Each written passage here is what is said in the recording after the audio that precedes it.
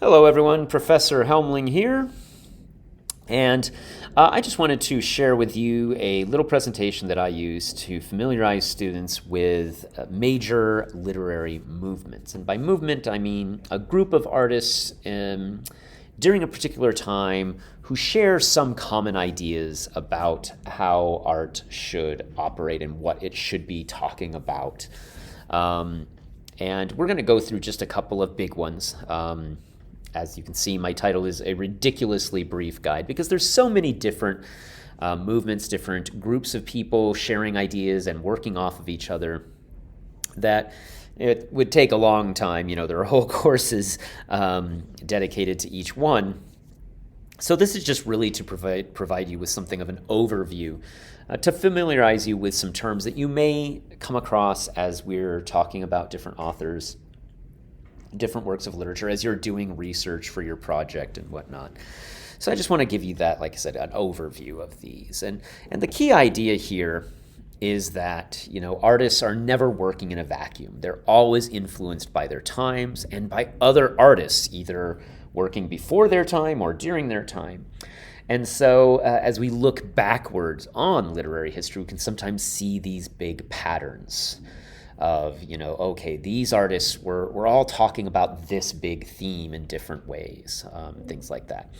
And, you know, some artists kind of fit in multiple categories sometimes, and some of them are pushing boundaries, and some of them are hearkening back. So this whole conversation about these movements, these isms, you know, like Romanticism and Realism, it's a little fuzzy. The borders on these movements, these groups of people, are very rarely clearly defined, and that includes time period. You know, there's very few of these movements where you can say, okay, this started at this year and it lasted until this year. There's always, like I said, fuzzy edges around them. But it's good to have a familiarity with some of these ideas, and so that's why I just want to go through them with you to give you a little bit of that background. So.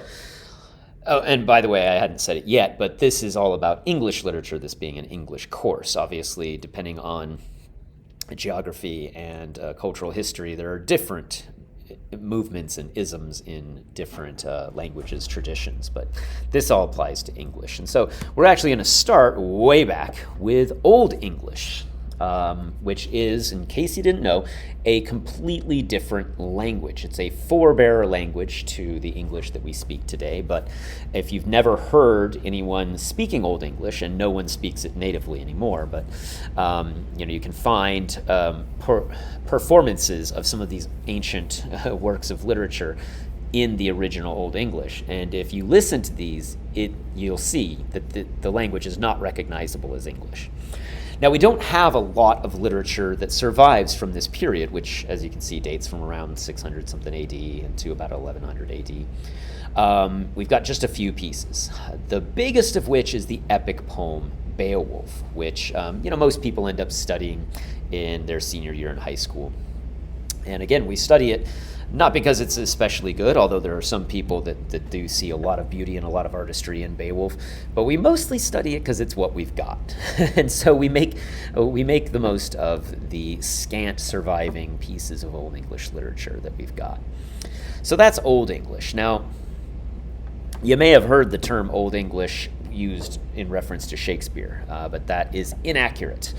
Shakespeare is not written in Old English. Shakespeare, in linguistic terms, is modern English. It may feel very different to people who aren't used to it, but it is still the language we speak today.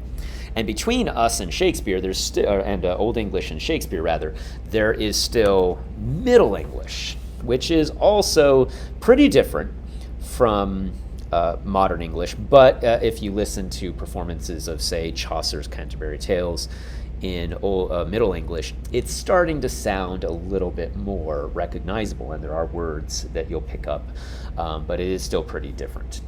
And where Middle English comes from is it really begins to develop after the Norman invasions starting in 1066 AD.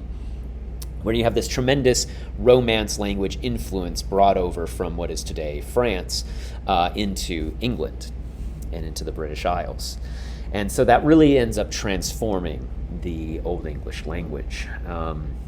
Now, of the Middle English literature that survives to us, much of it is religious in theme, or it deals with the legends of, say, like the chivalry, the stories of King Arthur, things like that. A lot of things about medieval society, especially courtly love. As I already mentioned, the most famous work of literature from Middle English is Chaucer's Canterbury Tales. And again, that's something that most people end up studying a little bit, at least in their senior year of high school. Little fun fact, in case you didn't know this from your studies of Chaucer, is unfortunately the Canterbury Tales were never finished. So we have all of these pieces from his grand design, where he was going to have these travelers telling these interconnected stories and comment on pretty much every facet of medieval life, but he died before he could finish them. So that's the Canterbury Tales, best known work of Middle English literature. Now, as you can see, Middle English, I've got the dates running up into 1470 AD, and if you know your European history, then you probably know where we're going next, and that is the Renaissance. The Renaissance is a broad movement in art, including literature, that begins in Florence and spreads from Italy out throughout Europe. And so it's associated with rebirth. I mean, that's what the name of the period means, a rebirth of interest in and a lot of dedication to the arts, but other cultural elements as well. The Renaissance also sets the stage for the scientific revolution that comes later, as people begin to not just re-examine and revive a broad awareness of the ancient Greek philosophers and scientists, but also even begin to question some of their findings and beliefs that had been held dogmatically until then. So the Renaissance is a huge explosion of culture in European history. And it actually reaches England pretty late. It starts in Italy and kind of spreads out. But England was a bit of a backwater back then, and so it takes some time to really have a splash and have a big impact in England. And so when we talk about the Renaissance in England, we're talking about the later period of the Renaissance called the High Renaissance. And we especially associate this with the reign of Queen Elizabeth I and the Elizabethan period, which is often referred to as a golden age in British history. And this is where we get to our buddy Shakespeare, as he is probably the most famous writer to come out of this period, although there are certainly many others worth studying and being aware of, like Christopher Marlowe was another playwright who was partly contemporary with Shakespeare. He died before Shakespeare did. But we also have English poets who set a lot of verse traditions in English poetry, like Spenser and Wyatt as well. So that's the Elizabethan period. Now, from there, I had mentioned a second ago with the Renaissance that the Renaissance sets the stage for the scientific revolution. And so after the Renaissance, one of the important periods that we want to be familiar with is called the Enlightenment. And the Enlightenment was more than just a period in the arts, but it did have an impact on the art as well, on art and literature as well. So the Enlightenment covers pretty much all of European society. And building on the Renaissance emphasis on learning, Enlightenment thinkers really developed a lot of faith in the power of reason. And Enlightenment thinkers believed that through the application of reason, human beings and human society could be improved, that they were perfectible. So there's some literature associated with this, obviously, but a lot of it's philosophical, Smith, Rousseau, John Locke, but some of it's literature too. We've got like Voltaire's novel Candide. Now in America, where a lot of these different movements, these isms, kind of get to America late, just the way I was saying that the Renaissance reaches England a little bit late, they kind of trickle down to America as well. But in America, the Enlightenment thinking really manifests in the Founding Fathers, the documents of the American Revolution. All of that is based on some of these ideas that the Enlightenment brought into European thought. So that's the Enlightenment. As you can see, I've got the dates there running to about 1800. Remember, all these are a little bit fuzzy. And what's interesting is this is going to be one of the first times that we start to see this kind of pattern in these isms, these movements, is that after the Enlightenment, we have a movement that kind of reacts against the Enlightenment, where they looked back at the Enlightenment and they're like, you guys are missing something fundamental. And that's when we're talking about Romanticism. Again, huge, broad movement in the arts, Romanticism. And, we talk about Romantic painters, we talk about Romantic music, but there's a lot of literature we associate with Romanticism too.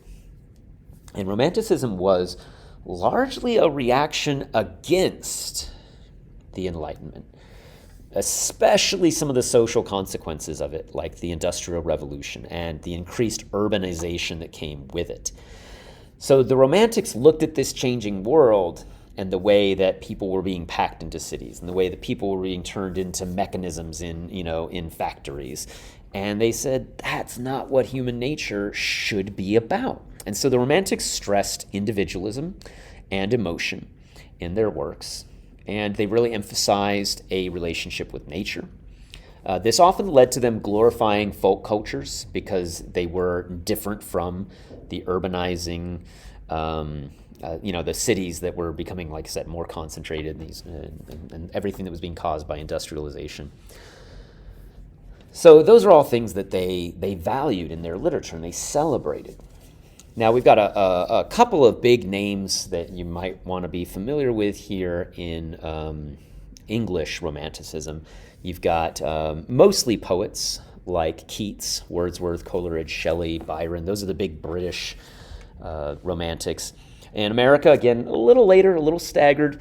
We have some notable poets as well, like Longfellow and Bryant as well. So that's the Romantics. Now, from Romanticism, we have a couple of offshoots that I think you should be familiar with as well. And what's interesting here is that these two offshoots are often seen as much more uniquely American. So in the 19th century, we get an offshoot of Romanticism called Dark Romanticism. The way I always put this to students is, the Romantics believed emotion was the center of human nature. And the Dark Romantics agreed. The Dark Romantics said, yes, you're right. And that's not always a good thing. The Dark Romantics explored the impact of negative emotions in human existence. So they shared this emphasis on nature, but their view of nature was often very different. Sometimes nature represented darker impulses, the things in life that we couldn't understand and couldn't reconcile with. So they really looked at it from the same angle, but through a completely different lens, I guess we'd say. And like I said, this is often seen as kind of a uniquely American subgenre. It is a small club, though. When we talk about the Dark Romantics, we're really just talking about a few prominent writers in the 19th century. Mostly we mean Poe, Edgar Allan Poe, who I'm sure you've heard of. You've probably read The Raven at least. But Poe is enormously influential, not just as a dark romantic. He's called the father of multiple subgenres like the detective story, and his influence on horror cannot be understated or overstated.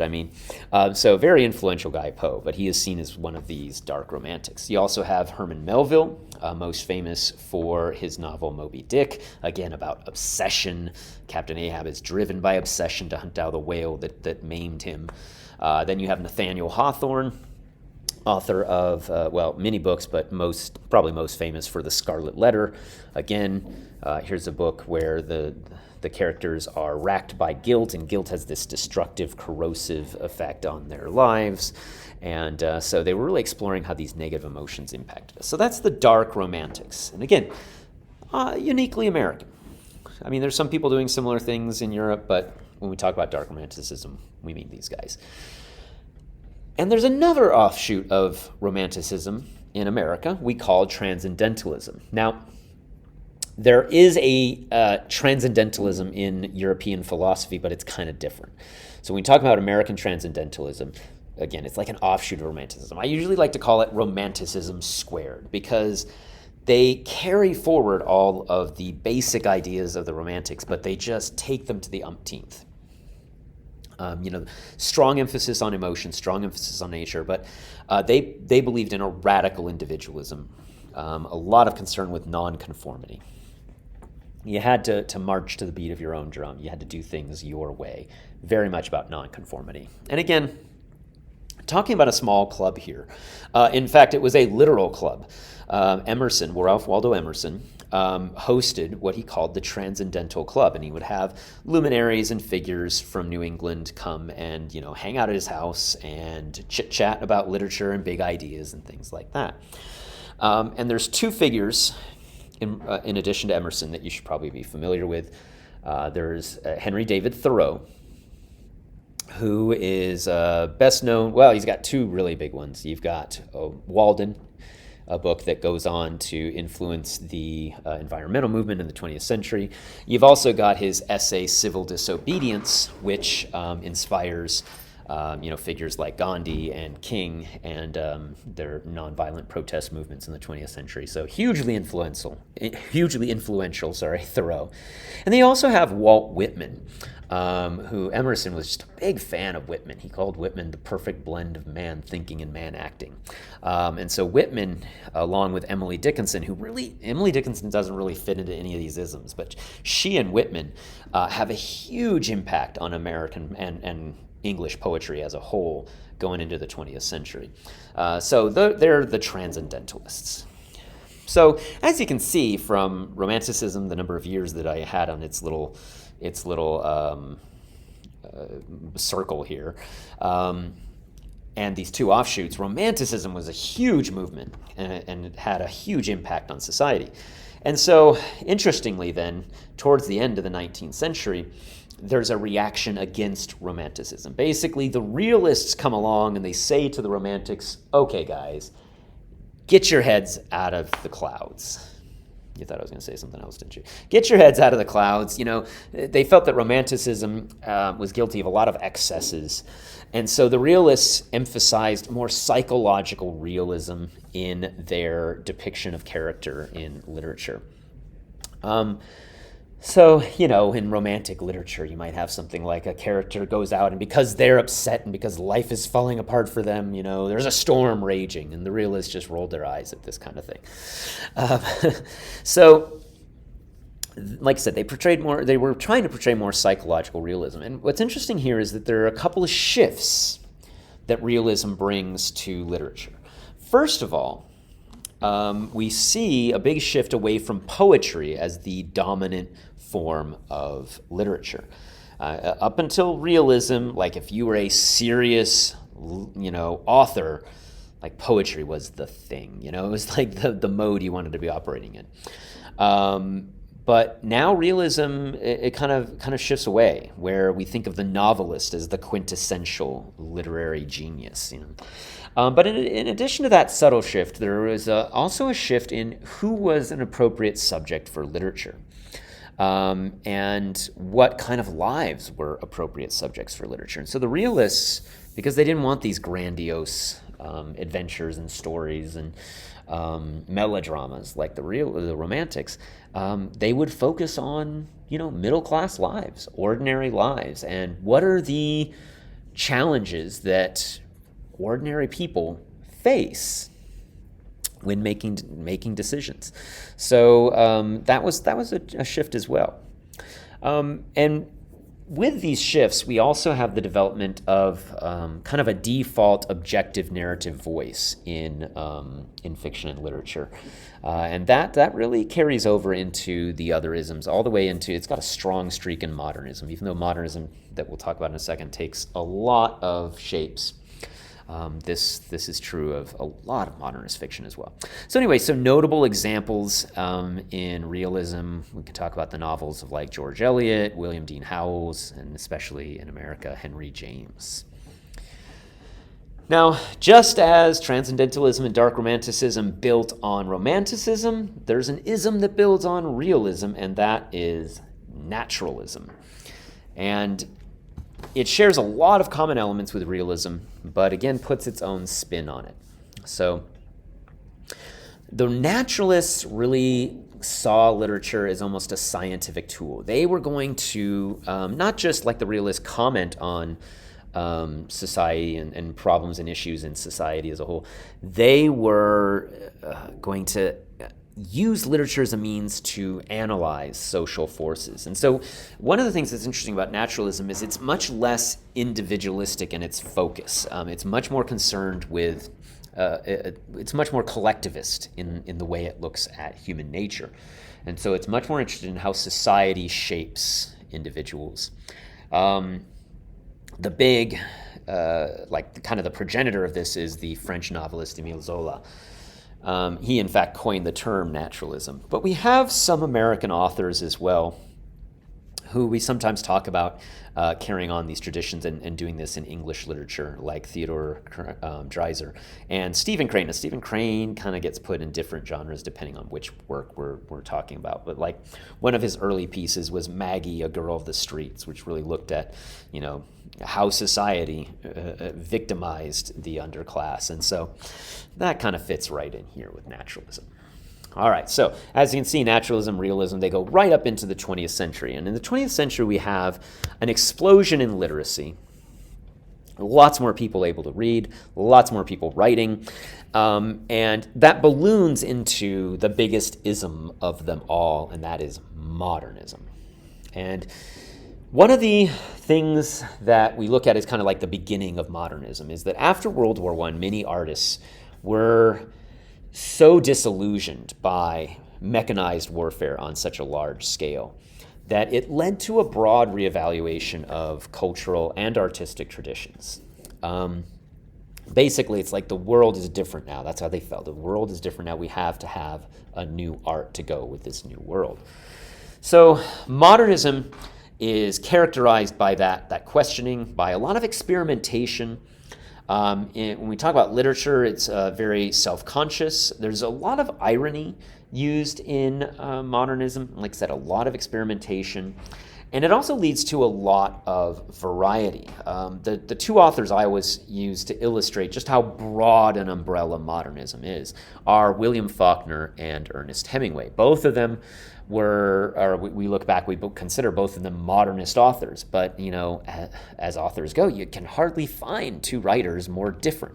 They were both experimenting. They were both doing that sort of self-conscious reflection through their fiction, but very different styles. William Faulkner is dense, elaborate syntax and diction, and then Hemingway is just lean, journalistic, just very minimal prose. And yet both of them fall under this giant umbrella of modernism. So this is probably the fuzziest of all of these isms. And like I said, all of them were very fuzzy in their boundaries. But again, it's characterized by this experimentation in form, and the self-consciousness of the voices within the different literature. Now, I like to pause and just mention genre fiction because a lot of students that I work with, when we get to talking about what pieces they're going to select for their big project in English 1302, they want to pull in stuff that they've read for basically for pleasure reading, entertainment type genre fiction. And this happens at the same time that modernism has got its sway on the arts, is we have, like I said, this explosion in literacy. So lots more people reading, and since there's a lot more people reading, publishers are like, well, heck, let's publish more stuff. Let's feed these people what they want. So there's a lot of reading for entertainment. And we get all these different genres, like mystery, historical fiction, science fiction, fantasy, all these different genres.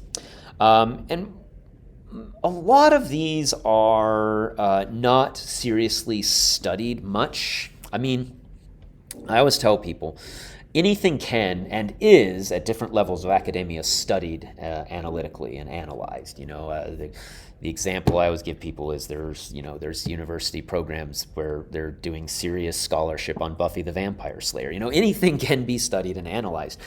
But broadly, a lot of this genre fiction is not widely studied. and is seen as just, products that were there, written for entertainment, written for a buck. But what's interesting is that if you look at how these genre pieces are written, most of them are using the same sort of voice and tropes and style as modernist fiction, as some of the more mainstream modernist fiction. So that's something to be aware of. And I usually don't recommend any genre fiction for the 1302 project, just because sometimes the research can get tricky on that. All right, so there's one more big ism I just want you to be familiar with, and that is postmodernism. And postmodernism grows out of modernism, but it's also very largely a reaction against modernism. And it's really notoriously hard to define and to pin down and explain, especially in just essentially a PowerPoint slide here. But a few things to understand about it is that, just the way naturalism was less individualistic and more collectivist, postmodernism is also, to an extent, doing that with the individual and its role as both creator and as subject of art in modernism. But modernism, or postmodernism rather, extends this emphasis of experimentation, but it goes deeper with it, and it reconceptualizes art as a means of a critical examination. And often postmodernism is deconstructing art itself and asking big questions about, like, well, what is art? What is the nature of communication? So it's very academic, and like I said, very hard to sum up in one slide. And I think that you could have three different professors try to define postmodernism and come up with three very different definitions off the top of their heads.